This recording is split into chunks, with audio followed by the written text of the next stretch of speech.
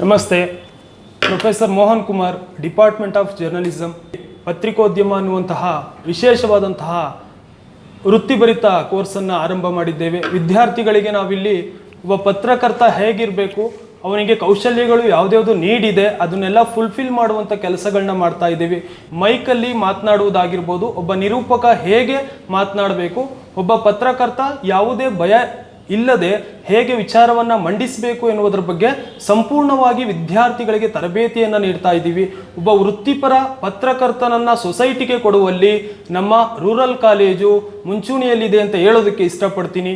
ಉದ್ಯಮ ಕೋರ್ಸ್ಗೆ ನೀವು ಜಾಯ್ನ್ ಆದರೆ 3 ವರ್ಷಗಳಲ್ಲಿ ಎಲ್ಲ ರೀತಿಯ ಕೌಶಲ್ಯಗಳನ್ನು, ಡಿಜಿಟಲ್ ಕೌಶಲ್ಯಗಳನ್ನು, ಹಾಗೆ ಮಾತನಾಡುವ ಕೌಶಲ್ಯವನ್ನು, ನೀವು ಒಂದು ಸ್ಟೇಜ್ನಲ್ಲಿ ಫೇಸ್ ಮಾಡಬೇಕಾದಂತಹ ಕೆಲವು ಸೂಕ್ಷ್ಮಗಳನ್ನು ನಾವು ಇಲ್ಲಿ ಹೇಳ್ಕೊಡ್ತೀವಿ.